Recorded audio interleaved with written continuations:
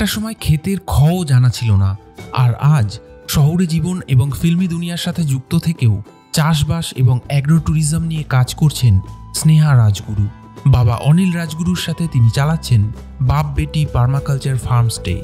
অনেক রিসার্চ এবং ট্রেনিংয়ের পরে তিনি পার্মাকালচার চাষের বিষয়ে জানতে পারেন, আর সাস্টেনেবল লিভিংয়ের মাহাত্ম্য বোঝাতে এই বাবা মেয়ের জুটি তালেগাঁওয়ের কাছে 2 একর জমি কিনে চাষাবাদ শুরু করেন এবং মাত্র 1 বছরের মধ্যেই এখানে সুন্দর একটি সবুজ পার্মাকালচার ফার্ম তৈরি করে ফেলেন এবং কৃষিকাজকে আরও বেশি করে মানুষের সামনে তুলে ধরার জন্য সাস্টেনেবল ফার্মিং সম্পর্কিত তথ্যসহ অনিল ও স্নেহা এখানে আগত অতিথিদের জন্য একটি সুন্দর ফার্ম স্টেও বানিয়েছেন।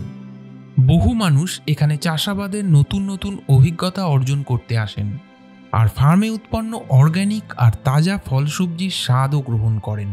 আপনিও যদি চাষের কাজে আগ্রহী হন আর একটা ধীর স্থির সাস্টেনেবল জীবনধারার অভিজ্ঞতা পেতে চান, তাহলে বাপ বেটি পার্মাকালচার ফার্ম স্টেতে অবশ্যই একবার বেড়াতে যেতে পারেন।